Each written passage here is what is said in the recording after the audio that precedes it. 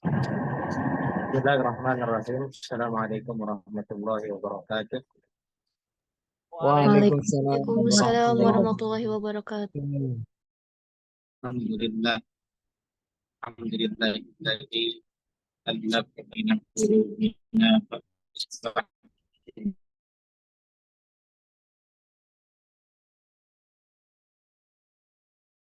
Nabiyyana Muhammadan abduhu wa rasuluhu la nabiyya rasulullah. Allahumma salli wa sallim wa barik ala sayyidina Muhammadin wa ala alihi wa sahbihi ajma'in. Kita tumpahkan sama-sama kita hormati dan kita muliakan guru kita sekaligus ketua sekolah tinggi dari Al-Quran Mukarram Ustaz Nasril Albab MA. Mudah-mudahan beliau senantiasa dikaruniakan kesehatan, keafiatan, keberkahan, dan dimudahkan dalam segala urusan-urusannya. Teman-teman sekalian, para ketua kelas, teman-teman mahasiswa angkatan ketiga sekolah tinggi dari Al-Quran, juga mudah-mudahan selalu semangat dalam menuntut ilmu dan melaksanakan perguruan tinggi di sekolah tinggi Al-Quran. Alhamdulillah, syukur kepada Allah Subhanahu wa Ta'ala. Siang hari ini izinkan saya mewakili teman-teman kelompok kedua untuk menyampaikan presentasi dalam mata pelajaran kuliah ilmu tafsir yang diampu oleh guru kita Ustaz Nasril Albab. Teman-teman sekalian yang dimuliakan oleh Allah Subhanahu wa Ta'ala, mohon izin saya memulai presentasinya karena ketiga teman saya Ustaz Imran Rasyadi, Fitri Fatmi, dan Kani Asti sedang berhalangan tidak bisa mendampingi, jadi mohon dimaklumi kalau siang hari ini saya menjadi moderator dan juga sekaligus presentator dalam presentasi kali ini. Allah, kami akan mempresentasikan makalah yang berjudul tentang historitas dan perkembangan ilmu tafsir dari mulai zaman awal Islam sampai dengan zaman modern sampai dengan saat ini. Teman-teman yang mulia, di latar belakang masalah, mohon maaf tidak kami sertakan di PPT. Teman-teman bisa lihat di makalah yang sudah kami kirimkan. Latar belakang historis dan perkembangan ilmu tafsir Al-Quran itu sangat beragam, mencangkup berbagai macam periode, waktu, konteks budaya, serta intelektual di dalam sejarah agama Islam. Berikut adalah gambaran umum tentang latar belakang historis dan perkembangan ilmu tafsir Al-Quran. Yang pertama, historis perkembangan ilmu tafsir Al-Quran berada di zaman awal keislaman, yakni berada sejak zaman baginda Nabi Muhammad SAW, di mana pada saat itu penafsiran Al-Quran itu dimulai melalui penjelasan langsung dari baginda Nabi Muhammad dengan para sahabatnya. Penafsiran awal ini bersifat praktis dan berhubungan langsung dengan kehidupan sehari-hari umat Islam pada saat itu. Karena pada saat para sahabat belum memahami tentang ayat-ayat Al-Quran, para sahabat bisa langsung bertanya kepada baginda Rasulullah SAW dan dijawab oleh Rasulullah berdasarkan wahyu yang diberikan oleh Allah kepada baginda Rasulullah. Berlanjut kepada periode yang kedua, yaitu periode klasik. Periode ini terjadi beberapa abad pertama dalam Islam. Terjadi perkembangan yang signifikan di dalam ilmu tafsir. Ulama terbuka seperti Imam Ibnu Abbas, Sayyidina Ibnu Abbas, Sayyidina Ibnu Mas'ud, dan Ibnu Sirin ini turut berkontribusi di dalam penafsiran mereka. Juga Imam Tabari dianggap sebagai salah satu tokoh yang penting dalam sejarah tafsir karena telah menyusun tafsir berbasis hadis dan sejarah. Kemudian berlanjut kepada periode yang ketiga yang berkaitan dengan pengembangan metode tafsir. Nah, selama periode ini, berbagai metode tafsir mulai dikembangkan, termasuk tafsir bil maktur berdasarkan hadis dan tafsir bil ra'i berdasarkan penalaran. Dan juga tafsir bil ma'ani berdasarkan makna dan kata. Setiap metode ini mencerminkan tentang pendekatan berbeda terhadap Al-Quran. Kemudian kehadiran sekolah-sekolah tafsir di berbagai macam pusat keilmuan seperti Baghdad, Kairo, Cordoba, dan juga tempat-tempat lainnya, muncul sekolah-sekolah tafsir yang menghasilkan karya-karya monumental seperti tafsir Al-Kasyaf oleh Imam Zamakhsyari dan juga tafsir Al-Jami' Al-Ahkam Al-Quran oleh Imam Al-Qurtubi. Kemudian berkembang lagi melalui pengaruh filosofis dan juga tasawuf, yang mana pada abad-abad berikutnya pemikiran filosofis dan tasawuf mulai mempengaruhi tafsir Al-Quran. Tokoh seperti Imam Farabi, Imam Ibnu Sina, kemudian Imam Ibnu Arabi, ini memberikan kontribusi di dalam memahami aspek-aspek metafisik dan juga spiritual di dalam Al-Quran.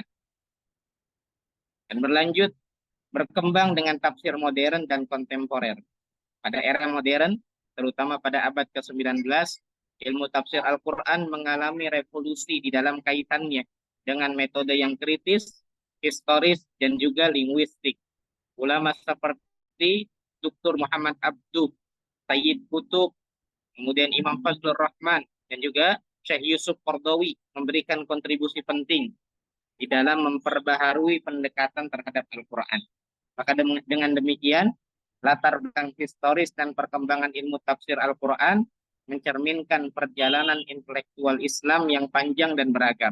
Dari zaman awal, masa kenabian, hingga masa kontemporer sampai saat ini, mencangkup berbagai tradisi pemikiran, metode penafsiran, dan konteks sosial budaya yang berbeda-beda.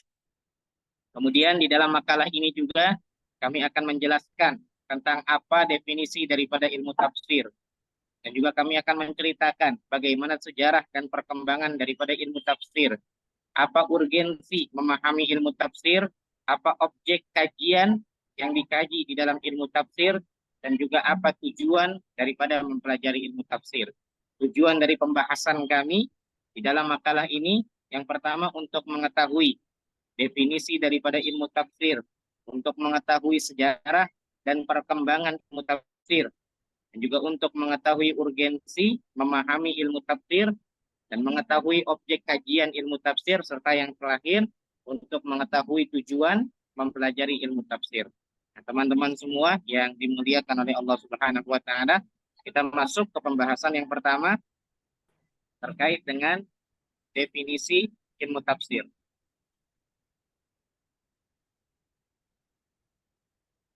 Suara saya terdengar?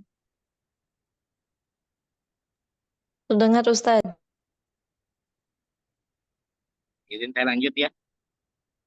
Tafsir itu secara akar kata yang mana sudah pernah dijelaskan oleh guru kita, Dr. Zaki Al-Fikri, itu berasal dari kata fasaro yang bermakna yaitu bayyana, menjelaskan, atau waddoha, menerangkan. Ilmu tafsir adalah ilmu tafsir merupakan suatu ilmu, salah satu cabang ilmu di dalam Islam yang memiliki kedudukan yang mulia dan luhur, serta sangat penting untuk kita semua. Di dalam kursus peradaban Islam, ilmu tafsir merupakan media terbaik untuk memahami makna dan kandungan Al-Quran secara utuh dan benar. Bahkan di dalam sejarahnya, ilmu tafsir memiliki perjalanan yang sangat panjang, sehingga para ulama harus menulisnya dengan teliti, kemudian disusun dengan sangat sistematis. Sebelum dijelaskan rangkaian sejarahnya, ada pentingnya bagi kita semua menjelaskan definisi ilmu tafsir terlebih dahulu. Karena dengan kita mengetahui definisi ilmu tafsir, kita akan mengetahui ruang kajian ilmu tersebut di dalam Islam, serta memiliki pemahaman yang lebih dalam tentang ilmu tafsir tersebut. Imam Abdurrahman bin Kamaluddin Abu Bakar bin Muhammad bin Sabiquddin Tahu Jalaluddin As-Suyuti yang kita kenal dengan Imam Jalaluddin As-Suyuti di dalam kitab Itmamud Dirayah mendefinisikan ilmu tafsir sebagai berikut. Tafsir adalah sebuah metodologi tentang cara memahami Al-Quran. Metodologi itu mencangkup hal-hal penting yang ada di dalam Al-Quran. Mulai dari yang pertama sebab-sebab diturunkannya Al-Quran. Kemudian seperti ayat Makkiyah atau ayat Madaniyah. Ayat perjalanan yang disebut sebagai safari. Ayat perumahan yang diturunkan disebut sebagai hadari. Ayat yang diturunkan pada malam hari yang disebut sebagai layali. Begitu juga dengan ayat yang diturunkan pada siang hari yang disebut sebagai nahari. Kemudian ilmu tafsir juga menjelaskan tentang sanad daripada diturunkannya ayat Al-Quran. Seperti mutawatir, ahad, sampai dengan riwayat syad. Dan ilmu tafsir juga menjelaskan hal-hal penting yaitu lafaz seperti huruf di dalam Al-Quran seperti hukum bacaan, mad, idgham, idhar dan lainnya, menjelaskan tentang lafaz. Dan ilmu tafsir juga menjelaskan tentang makna ayat seperti ayat yang menunjukkan majaz, hakikat, muradif, mustarak dan juga lainnya. Dan ilmu tafsir menjelaskan tentang hukum seperti hukum-hukum yang umum dan khusus yang kita kenal dengan nas, mansukh dan juga yang lainnya. Dan berdasarkan definisi di atas dapat dipahami bahwa wilayah kajian ilmu tafsir itu mencangkup semua pembahasan Al-Quran secara tematik dan sistematis. Tidak ada satu ayat pun ya di dalam Al-Quran yang tidak dibahas di dalam ilmu tafsir. Semua dibahas secara terperinci dan secara detail. Kemudian selanjutnya, termasuk yang kedua, sejarah pembukuan daripada ilmu tafsir. Sejarah pembukuan ilmu tafsir pada abad pertama Islam di masa baginda Nabi Muhammad SAW dan para sahabatnya itu belum ditemukan pembahasan dan pembukuan ilmu tafsir dengan semua ketentuannya. Karena pada saat itu baginda Nabi Muhammad SAW ini masih hidup bersama dengan para sahabat, dan para sahabat itu memiliki referensi yang sangat otoritas yang sangat jelas, yaitu baginda Rasulullah SAW. Semua pemahaman tentang Al-Quran itu langsung diputuskan oleh Rasulullah berdasarkan wahyu yang Allah Subhanahu wa Ta'ala turunkan kepada Rasulullah. Penjelasan Rasulullah kepada para sahabat perihal Al-Quran itu tidak membutuhkan ilmu tafsir, karena sudah dicukupkan dengan wahyu yang diturunkan kepadanya. Begitu juga pada masa para sahabat. Di samping mereka melihat historis sebab-sebab ayat yang diturunkan atau yang kita kenal dengan asbabun nuzul kepada Rasulullah pada saat itu, mereka juga memiliki acuan secara khusus, yaitu Rasulullah SAW yang menjadi acuan daripada para sahabat perihal cara yang benar dan mengartikan ayat. Oleh karena itu, ilmu tafsir pada masa sahabat belum dibahas, karena memang pada saat itu belum cukup dibutuhkan oleh para sahabat baginda Nabi Muhammad SAW. Kemudian teman-teman semua, seiring dengan berjalannya waktu, pasca sahabat, penyebaran agama Islam semakin luas dan banyak pemeluk agama Islam yang semakin beragam, dari mulai bangsa ke bangsa dengan tipikal sosial dan geografis yang berbeda. Terjadilah asimilasi bangsa Arab dengan bangsa yang lainnya, yang mengakibatkan banyak umat Islam yang memahami Al-Quran dengan serampangan tanpa metode dan tanpa ilmu. Mereka hanya bermodalkan rasionalitas dan cenderung memiliki kesalahan daripada pemahaman-pemahaman yang mereka pahami. Maka mulai dari sinilah metodologi memahami dan cara membaca Al-Quran mulai dibutuhkan. Maka tepat pada abad ke-8, Imam Jalaluddin Abdurrahman bin Umar bin Rustan al-Bulkini atau yang kita kenal dengan Imam Bulkini itu menulis dan membukukan ilmu tafsir yang kemudian dikenal dengan kitab Mawaqi'ul Ulum min Mawaqi'in Nujum. Hal ini ditegaskan oleh Sayyid Alwi bin Said Abbas Al-Maliki yang mana mengatakan wa huwa ilmun nafisun lam akif ala ta'lif fihi li ahadin minal mutaqaddimin. Ialah ilmu tafsir yang merupakan ilmu berharga. Tidak aku ketahui suatu ilmu tentangnya bagi salah satu ulama mulai dari zaman dahulu. Hatta ja'a Syekhul Islam, sehingga datanglah Syekh Islam Jalaluddin Al-Bulkini, Imam Bulkini.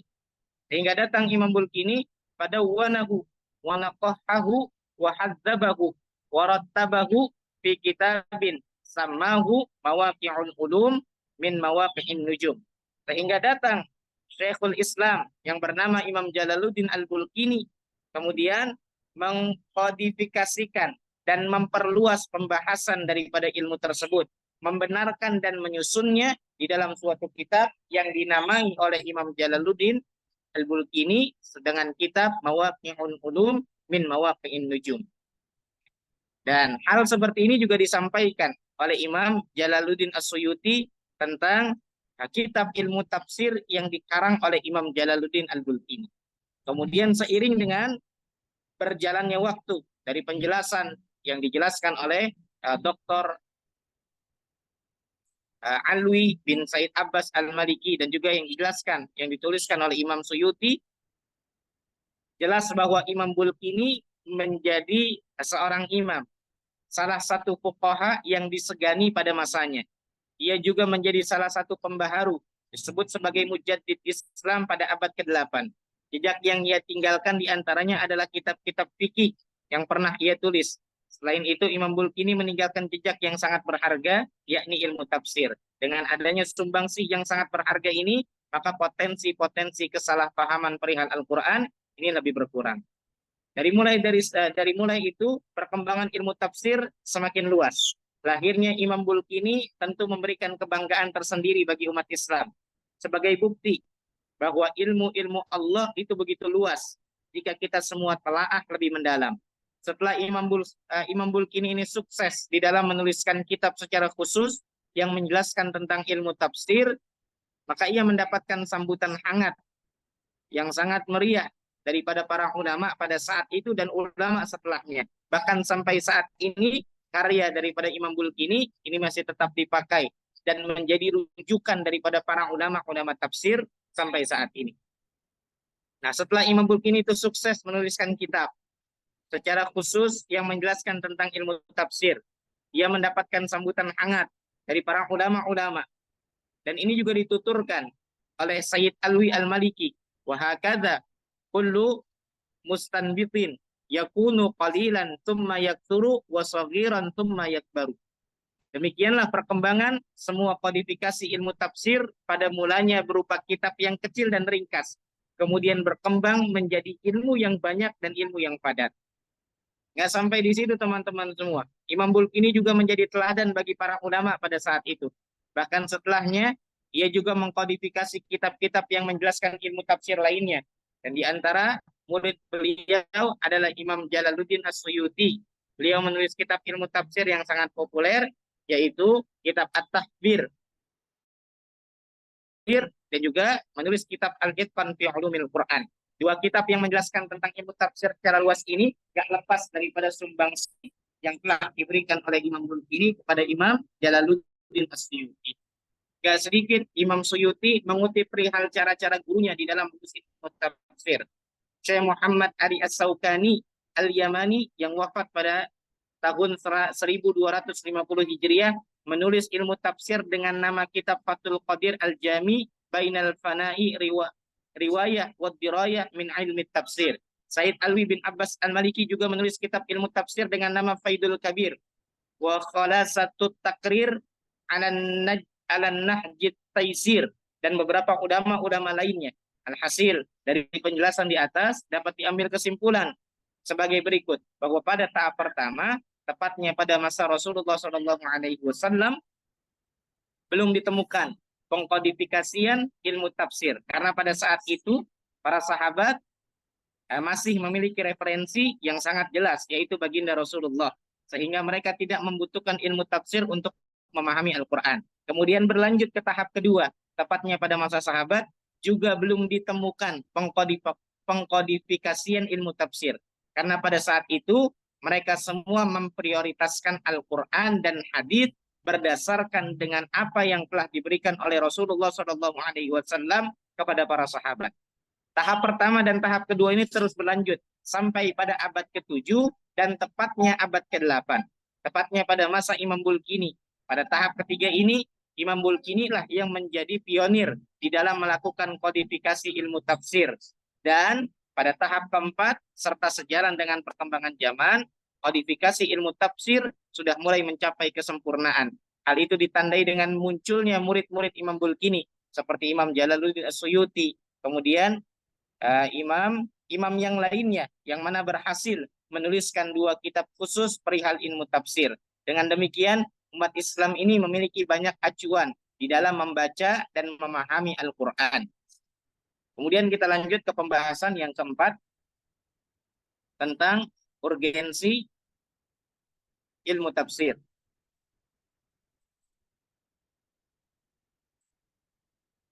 Baik. Terima kasih, Kak. Urgensi ilmu tafsir ini adalah tafsir termasuk disiplin ilmu yang paling mulia dan luas cakupannya. Paling mulia karena sebab kemuliaan sebuah ilmu itu berkaitan dengan materi yang dipelajarinya. Sedangkan tafsir itu membahas tentang firman-firman Allah Subhanahu wa taala di dalam Al-Qur'an. Oleh karena itu, kita sebagai seorang muslim ini harus mengetahui tafsir Al-Qur'an agar kita mampu mengambil manfaat daripada Al-Qur'an dan mampu mengikuti jejak salafun salih. Dengan urgensi tafsir seperti itu, membawa ulama sepakat bahwa tafsir merupakan fardu kifayah, merupakan ilmu yang hukumnya adalah fardu kifayah, dan merupakan salah satu daripada 3 ilmu syariat yang paling utama setelah hadis dan fikih. Kemudian berlanjut ke objek kajian ilmu tafsir, Kak.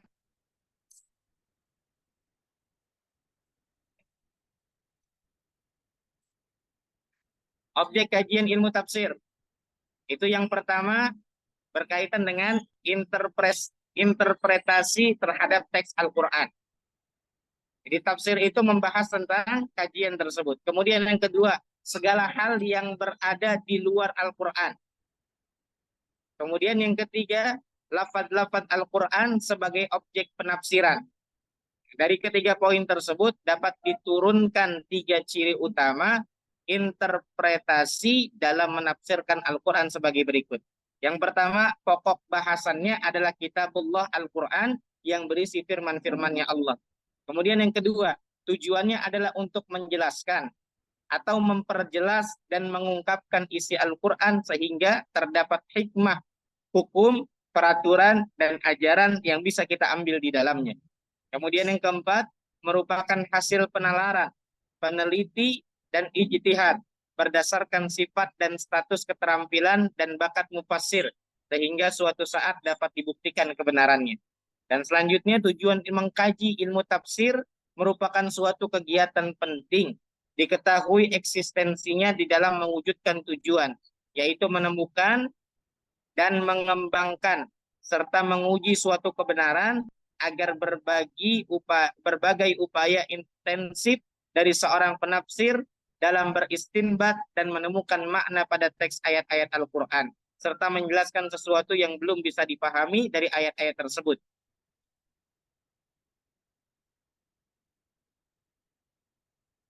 Adapun tujuan daripada mempelajari ilmu tafsir,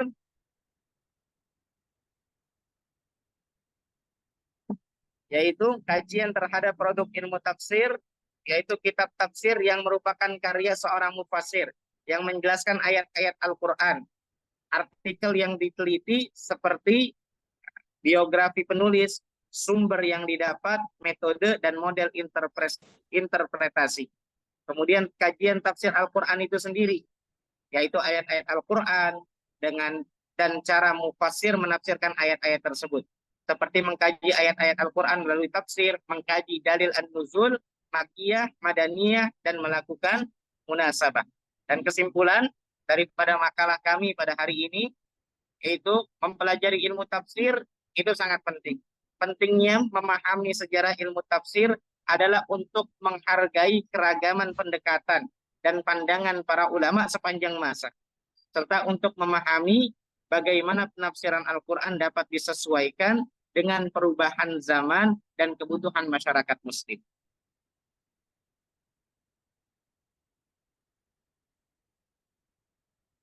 Nah, kemudian di samping itu juga banyak hal-hal yang bisa kita ambil mencangkup berbagai aspek kunci daripada perkembangan ilmu tafsir, mulai dari evolusi, metodologi, kemudian pengaruh konteks historis dan budaya, keragaman pendekatan, pentingnya kritik dan evaluasi, serta relevansi dalam konteks modern. Maka kesimpulan ini menunjukkan bahwa ilmu tafsir merupakan bidang studi ilmu yang dinamis dan terus berbenah, mencerminkan upaya para ulama untuk memahami dan menerapkan ajaran